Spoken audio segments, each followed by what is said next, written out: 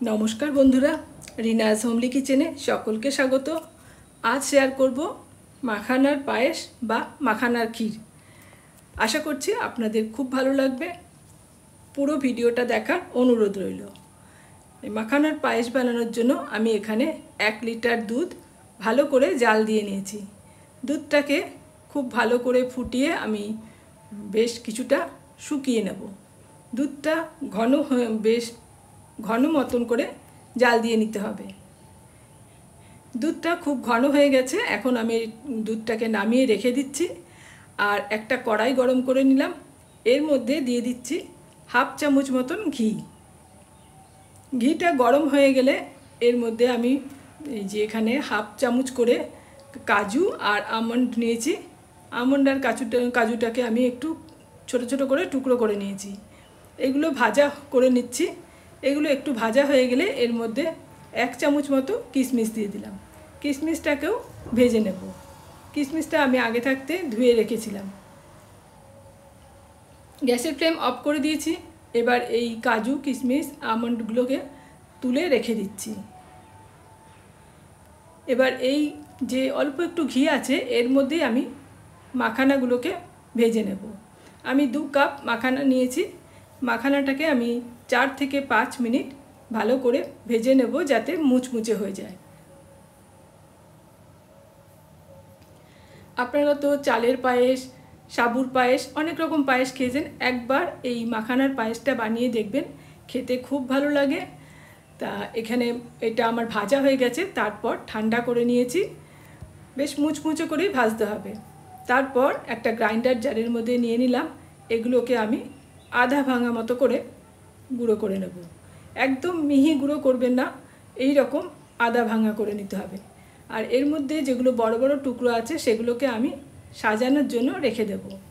এবার আগে থাকতে জাল দেওয়া দুধটা আমি কড়াইয়ের মধ্যে নিয়ে আবারও ফুটিয়ে নিলাম দুধটাকে। তারপর এর মধ্যে 1 চিমটি জাফরান দিয়ে দিলাম। জাফরানটা দিলে একটা সুন্দর গন্ধও হবে, আবার রঙটাও খুব সুন্দর হবে। দুধটা যখন আবার ভালো মতন ফুটে উঠবে তখন এর মধ্যে আমি আগে থাকতে গুঁড়ো করে রাখা মাখানাগুলো দিয়ে দিলাম। এবার খুব ভালো করে দুধের মধ্যে এটাকে মিশিয়ে দিতে হবে। তারপর মিনিট 5 আমি ফুটিয়ে নেব। এটা ফুটতে ফুটতে ততক্ষণে আমি এই যে 2টো এলাচ নিয়েছি, এলাচটাকে গুঁড়ো করে নেব। এটা খুব ভালো মতন ফুটে গেছে। আর এখন আমি এর মধ্যে দিয়ে দেব চিনি। এটা বেশ ঘন হয়ে গেছে, কিন্তু চিনিটা দিলে পরে আবার একটু পাতলা হয়ে যাবে। এখানে আমি 1/4 কাপ চিনি দিলাম। আপনারা আপনাদের পছন্দ মতো মিষ্টিটা দেবেন। ভালো করে মিশিয়ে নিলাম।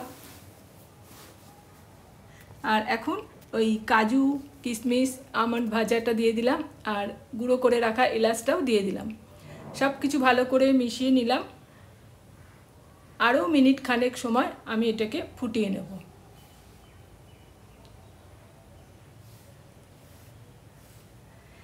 এখন এটা বেশ ঘন হয়ে গেছে, আর এটা ঠান্ডা হলে আরও ঘন হয়ে যাবে।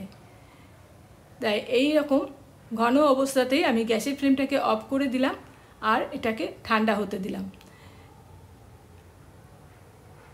আধা ঘন্টা পর এই যে ঠান্ডা হয়ে গেছে আর এটা এরকম ঘন হয়েছে। এখন আমি একটা পাত্রে এই মাখানার পায়েসটা তুলে নেব।